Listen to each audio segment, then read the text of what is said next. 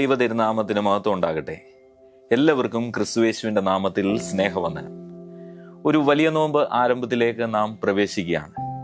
ഈ ദിവസത്തെ ധ്യാനത്തിനു വേണ്ടി തിരഞ്ഞെടുത്തിരിക്കുന്ന സുവിശേഷ ഭാഗം വിശുദ്ധ യോഹന്നാൻ എഴുതിയ സുവിശേഷം 2-ാം അധ്യായം 1 മുതൽ 11 വരെയുള്ള വേദഭാഗമാണ്.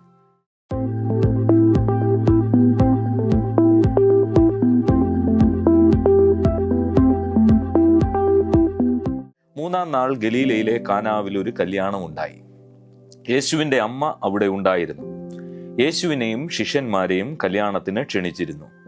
വീഞ്ഞു പോരാതെ വരികയിൽ യേശുവിൻ്റെ അമ്മ അവനോട്, അവർക്ക് വീഞ്ഞില്ല എന്ന് പറഞ്ഞു. യേശു അവളോട്, സ്ത്രീയെ, എനിക്കും നിനക്കും തമ്മിൽ എന്ത്? എൻ്റെ നാഴിക ഇതുവരെ വന്നിട്ടില്ല എന്ന് പറഞ്ഞു. അവൻ്റെ അമ്മ ശുശ്രൂഷക്കാരോട്, അവൻ നിങ്ങളോട് എന്തെങ്കിലും കൽപ്പിച്ചാൽ അത് ചെയ്യുവീൻ എന്ന് പറഞ്ഞു. അവിടെ യഹൂദന്മാരുടെ ശുദ്ധീകരണ നിയമം അനുസരിച്ച് 2-3 പറ വീതം കൊള്ളുന്ന 6 കൽപാത്രം ഉണ്ടായിരുന്നു. യേശു അവരോട്, ഈ കൽപാത്രങ്ങളിൽ വെള്ളം നിറപ്പീൻ എന്ന് പറഞ്ഞു. അവർ വക്കോളം നിറച്ചു. ഇപ്പോൾ കോരി വിരുന്നുവാഴിക്ക് കൊണ്ടുപോയി കൊടുപ്പീൻ എന്ന് അവൻ പറഞ്ഞു. അവർ കൊണ്ടുപോയി കൊടുത്തു. അത് എവിടെ നിന്ന് എന്ന വെള്ളം കോരിയ ശുശ്രൂഷക്കാരല്ലാതെ വിരുന്നുവാഴി അറിഞ്ഞില്ല. വീഞ്ഞായി തീർന്ന വെള്ളം വിരുന്നുവാഴി രുചിച്ചു നോക്കിയാറെ മണവാളനെ വിളിച്ച്, എല്ലാവരും ആദ്യം നല്ല വീഞ്ഞും ലഹരി പിടിച്ച ശേഷം ഇളപ്പമായതും കൊടുക്കുമാറുണ്ട്. നീ നല്ല വീഞ്ഞ് ഇതുവരെയും സൂക്ഷിച്ചു വെച്ചുവല്ലോ എന്ന് അവനോട് പറഞ്ഞു. യേശു ഇതിനെ അടയാളങ്ങളുടെ ആരംഭമായി ഗലീലയിലെ കാനാവിൽ വെച്ച് ചെയ്ത് തൻ്റെ മഹത്വം വെളിപ്പെടുത്തി. അവൻ്റെ ശിഷ്യന്മാർ അവനിൽ വിശ്വസിച്ചു. ചെറുപ്പം മുതൽ നാം കേട്ടിട്ടുള്ളതും തുടർച്ചയായ വായനകൾ കൊണ്ട് നമുക്ക് ഏറെ പരിചിതമായ ഭാഗമാണിത്. ഓരോ വർഷവും വലിയ നോമ്പ് ആരംഭിക്കുമ്പോൾ നമ്മൾ കാനാവിലെ കല്യാണ വീട്ടിൽ സംബന്ധിക്കുകയും വിരുന്ന് സൽക്കാരത്തിൽ പങ്കുചേർന്ന് കർത്താവ് ചെയ്ത അത്ഭുത പ്രവൃത്തിയെ വർണ്ണിച്ച് നാമും ആ ഭവനത്തിന്റെ ഭാഗമാകാറുണ്ട്. എന്നാൽ ഈ സംഭവം ഇന്ന് നമ്മുടെ ജീവിതത്തിൽ എന്ത് മാറ്റമാണ് ഉളവാക്കുന്നത് എന്ന് ഒരു ഇൻട്രോസ്പെക്ഷൻ, ഒരു സ്വയശോധനയ്ക്ക് വിധേയരാകുവാൻ നമുക്ക് ഇടയാകണം. ഈ ദിവസത്തെ ചിന്താവിഷയം തന്നെ സകലത്തെയും രൂപാന്തരപ്പെടുത്തുന്ന യേശുക്രിസ്തു എന്നുള്ളതാണ്. ജീസസ് ഹു ട്രാൻസ്ഫോംസ് എവറിഥിങ് എന്നുള്ളതാണ്. ഓരോ വചന കേൾവിയും നമ്മുടെ വ്യക്തി ജീവിതത്തിന്റെ രൂപാന്തരത്തിന് കാരണമാകണം. ഈ ഭാഗത്ത് നിന്നും ലളിതമായ ചെറിയ ധ്യാനം പങ്കിടാമെന്ന് കരുതുകയാണ്. പശ്ചാത്തലം നമുക്കറിയാം. പലസ്തീൻ സാഹചര്യത്തിൽ നാളുകൾ നീണ്ടു നിൽക്കുന്ന വിവാഹ സൽക്കാരമാണ് ഭവനങ്ങളിൽ നടക്കുന്നത്. ഒരുപക്ഷെ ആദ്യ നാളുകളിൽ കുറവും പ്രശ്നങ്ങളും ഉണ്ടായി കാണില്ല. എന്നാൽ പിന്നീടാണ് കുറവിന്റെ അനുഭവം, പ്രതിസന്ധിയുടെ അനുഭവം ഉടലെടുക്കുന്നത്. ഇത് നമുക്ക് നൽകുന്ന ഒരു ധ്യാനമുണ്ട്. വറ്റിപ്പോകുന്ന ചില ജീവിത അനുഭവങ്ങൾ. വറ്റിപ്പോകുന്ന ചില ജീവിത അനുഭവങ്ങൾ നമ്മുടെ ജീവിതാനുഭവങ്ങളുമായി ചേർത്ത് വെച്ച് നാം ഇതിനെ ധ്യാനിക്കണം. ക്രിസ്തു സാന്നിധ്യമുണ്ട്, ആരാധനയുണ്ട്, പ്രാർത്ഥനയുണ്ട്, ആത്മീക അനുഭവങ്ങളെല്ലാം ഉണ്ട്.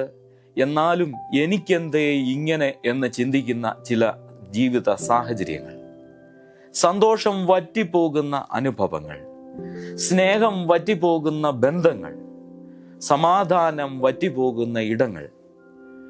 ഇവിടെ നമുക്ക് കാണാനായിട്ട് സാധിക്കുന്ന ഈ ഭവനത്തിലും ക്രിസ്തു സാന്നിധ്യമുണ്ട്, ശിഷ്യന്മാരുടെ എല്ലാവരുടെയും സാന്നിധ്യമുണ്ട്, മറിയത്തിന്റെ സാന്നിധ്യമുണ്ട്. എന്നാൽ അവിടെയും ഒരു പ്രതിസന്ധി ഉടലെടുക്കുകയാണ്. പ്രതിസന്ധികൾ ഇല്ലാതാകുകയല്ല, എന്നാൽ എന്നെ അതിജീവിക്കുവാൻ ബലപ്പെടുത്തുന്ന ദൈവീക സാന്നിധ്യമാണ് നാം തിരിച്ചറിയേണ്ടത്, പിൻപറ്റേണ്ടത്. ക്രിസ്തു സാന്നിധ്യമാണ് ആകുലതകളെ സന്തോഷമാക്കി തീർക്കുന്നത്. അതുകൊണ്ടാണ് അപ്പോസ്തലൻ ഇപ്രകാരം പറയുന്നത്, എന്നെ ശക്തനാക്കുന്നവൻ മുഖാന്തരം ഞാൻ സകലത്തിനും മതിയാകുന്നു എന്ന് പറയുന്ന അനുഭവം.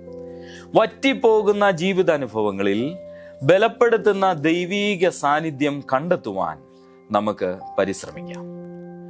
ഈ ഭവനത്തിലുണ്ടായ കുറവ് മറിയം മനസ്സിലാക്കുന്നു. അത് ക്രിസ്തുവിൻ്റെ അടുത്തേക്ക് എത്തിക്കുന്നു. ഒരുപക്ഷെ ക്ഷണിതാവായിട്ട് കടന്നു വന്ന ആളായിരിക്കാം.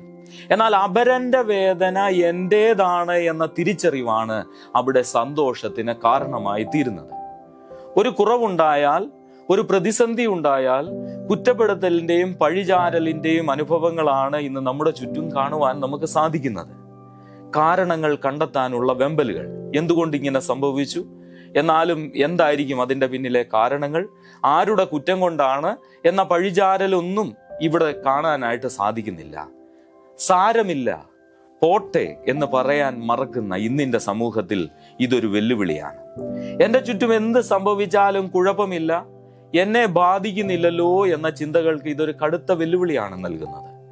അപരന്റെ വേദന എൻ്റേതായി തീരണം.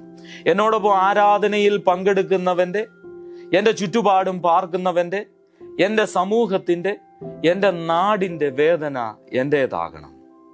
അവൻ ഞങ്ങളിൽ ഒരാളായിരുന്നു എന്ന ശീർഷകത്തിൽ ONV എഴുതിയ ഒരു ലേഖനത്തിൽ ഇപ്രകാരം പറയുന്നുണ്ട്: കല്യാണ സത്കാരത്തിന് വീഞ്ഞു തീർന്നു എന്നറിയുമ്പോൾ ഗൃഹനാഥനേക്കാൾ വ്യാകുലപ്പെടുന്നവനിൽ ക്രിസ്തുവുണ്ട്.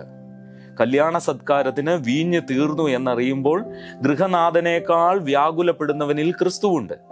അവന്റെ വിരൽ തൊട്ടപ്പോൾ പച്ചവെള്ളം പോലും തുടുത്തു വീഞ്ഞായി തീർന്നു എന്ന കഥയിൽ കളവോ വെറും കവിൽ കൽപ്പനയോ അല്ല, നിസ്സഹായരായവരുടെ നിർമ്മലമായ ആഗ്രഹമാണുള്ളത്.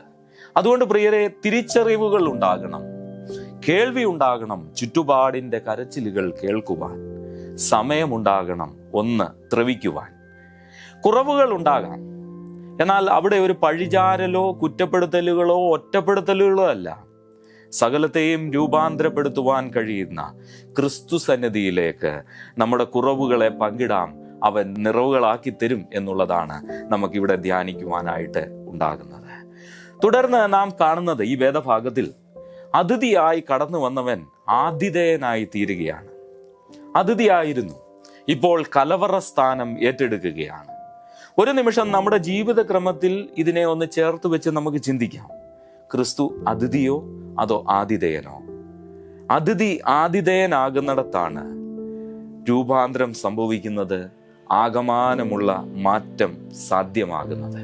ഇന്ന് പലപ്പോഴും നമ്മുടെ ജീവിതക്രമത്തിൽ ഒരു ഗസ്റ്റായി മാത്രം കർത്താവിനെ സ്വീകരിക്കുന്ന ഒരു മനോഭാവമാണോ, അതോ ഹോസ്റ്റായി അവൻ നമ്മുടെ ജീവിതക്രമത്തിൽ ആതിഥേയനായി തീരുന്ന ഒരു അനുഭവം നമ്മൾ സാധ്യമാകുന്നുണ്ടോ എന്ന് നാം ധ്യാനിക്കേണ്ടത് ആവശ്യമാണ്.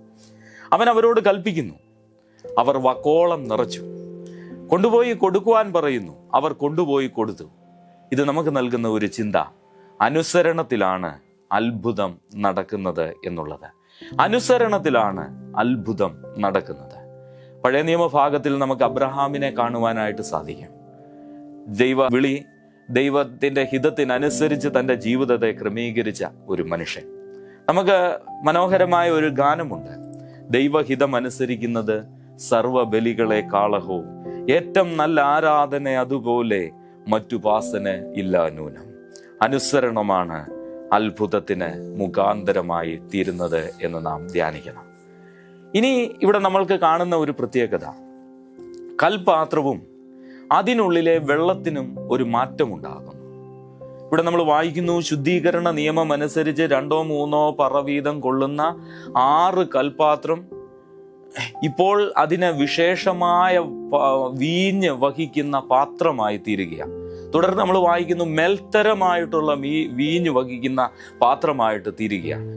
അതായത് ശുദ്ധീകരണ നിയമത്തിന് വേണ്ടി സൂക്ഷിച്ചിട്ടുള്ള കൽപാത്രത്തിന്റെ അവസ്ഥ ഇപ്പോൾ മാറുകയാണ്, സ്ഥാനം മാറുകയാണ്, മാനം മാറുകയാണ്. കാരണം ഉള്ളിലുള്ളത് മേൽത്തരമായ വീഞ്ഞാണ്. അതുകൊണ്ട് ഇങ്ങനെ നമുക്ക് ധ്യാനിക്കാം, ഉള്ളിൽ എന്തുണ്ട് എന്നതാണ് പ്രധാനം, പുറം മോടിയിലല്ല. ഒന്നുകൂടെ പറയട്ടെ, ഉള്ളിൽ എന്തുണ്ട് എന്നതാണ് പ്രധാനം, പുറം മോടിയിലല്ല. സഞ്ചാരിയുടെ ദൈവം എന്ന പുസ്തകത്തിൽ ഫാദർ ബോബി ജോസ് കട്ടിക്കാട് അച്ഛൻ ഇപ്രകാരം രേഖപ്പെടുത്തുന്നു, ക്രിസ്തു മരിച്ചപ്പോൾ ഏതാണ്ട് മധ്യാഹ്നമായിരുന്നു, എന്നിട്ടും നാം ഇങ്ങനെ വായിക്കുന്നു, അപ്പോൾ സൂര്യൻ അസ്തമിച്ചു.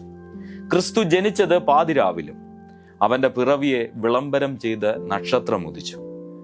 ഏതു മധ്യാഹ്നത്തിലും എൻ്റെ മനസ്സിൽ ക്രിസ്തുവിൻ്റെ മിഴികൾ അടയ്ക്കപ്പെടുമ്പോൾ എൻ്റെ സൂര്യനെ എനിക്ക് കൈമോശം വരുന്നു. ഒപ്പം ഏത് ഇരുളിലും അവൻ്റെ മിഴികൾ എൻ്റെ നെഞ്ചിൽ തുറക്കപ്പെടുമ്പോൾ എൻ്റെ സൂര്യൻ ഉദിക്കുന്നു. ഇനി മുതൽ ഉദയാസ്തമങ്ങളെ നിർണയിക്കുന്നത് പ്രകൃതിയുടെ താളങ്ങളും നിയമങ്ങളുമല്ല, മറിച്ച് ഉള്ളിലെ ക്രിസ്തുവിൻ്റെ സാന്നിധ്യവും അസാന്നിധ്യവുമാണ്. ഉള്ളിൽ എന്തുണ്ട് എന്നതാണ് പ്രധാനം. ഉള്ളിൽ ക്രിസ്തു സാന്നിധ്യമുണ്ടോ, അതൊരു വലിയ രൂപാന്തരത്തിന് കാരണമാകും. നമ്മൾ ഇന്ന് ധ്യാനിച്ച ഭാഗത്തൂടെ കടന്നു പോകുമ്പോൾ വറ്റിപ്പോകുന്ന ജീവിത അനുഭവങ്ങളിൽ ദൈവ സാന്നിധ്യം കണ്ടെത്തുവാനും പിൻപറ്റുവാനും ഇടയാകണം. അത് അതിജീവനത്തിന് കരുത്തേകും. അപരന്റെ വേദന എൻ്റേതായി തീരണം. എന്നോടൊപ്പം ആരാധനയിൽ സംബന്ധിക്കുന്നവൻ്റെ, എൻ്റെ ചുറ്റുപാടിൻ്റെ, എന്നോടൊപ്പം പാർക്കുന്നവൻ്റെ വേദന എൻ്റേതായി തീരണം. ആ ആരാധന സമൂഹമായി നിലനിൽക്കുവാൻ സാധിക്കുന്നത് അപ്പോഴാണ്. കുറവുകൾ ഉണ്ടാകാം. ബന്ധങ്ങളിലായിക്കൊള്ളട്ടെ, വ്യക്തി ജീവിതങ്ങളിലായിക്കൊള്ളട്ടെ, കുടുംബ ജീവിതങ്ങളിലായിക്കൊള്ളട്ടെ, കുറവുകൾ ഉണ്ടാകാം. എന്നാൽ ഈ കുറവുകൾ കുറ്റപ്പെടുത്തലും പഴിചാരലുമല്ല അവിടെ ആവശ്യം. കാരണം കണ്ടുപിടിക്കുന്ന ആ അവസ്ഥയുമല്ല ആവശ്യം. പിന്നെയോ പരിഹരിക്കാൻ സാധിക്കുന്നവൻ്റെ അടുക്കലേക്ക് ഒന്നിച്ച് അടുത്തു വരാം. അവിടെ കുറവുകളെ നിറവുകളാക്കി തീർക്കും എന്നുള്ളതാണ്. അടുത്തതായി, ഉള്ളിലെന്തുണ്ട് എന്നതാണ് പ്രധാനം. ഉള്ളിലെന്തുണ്ട്? ക്രിസ്തു സാന്നിധ്യം ഉള്ളിലുള്ളവരായിട്ട് നിലനിൽക്കുവാനിടയാകണം. ക്രിസ്തുവിൻ്റെ മിഴി എൻ്റെ ഉള്ളിൽ അടയുമ്പോൾ ഞാൻ ഇരുട്ടിലായിത്തീരുന്നു. എന്നാൽ ക്രിസ്തുവിൻ്റെ മിഴി എൻ്റെ ഉള്ളിൽ തുറക്കപ്പെടുമ്പോൾ ഞാൻ വെളിച്ചമുള്ളവനായി തീരുന്നു എന്ന് നമ്മൾ ധ്യാനിക്കുകയുണ്ടായി. പ്രിയരെ, ചെറിയ ചില ധ്യാന ചിന്തകളാണ് പങ്കിടുവാൻ ശ്രമിച്ചത്. ഒരു വലിയ നോമ്പിലേക്ക് പ്രവേശിക്കുമ്പോൾ ആകമാനമുള്ള ഒരു രൂപാന്തരത്തിനും പുതുക്കത്തിനും ഈ നാളുകൾ ഇടയാകട്ടെ എന്ന് പ്രാർത്ഥിച്ചുകൊണ്ട് വാക്കുകളെ നിർത്തുന്നു. ദൈവം നമ്മെ അനുഗ്രഹിക്കട്ടെ.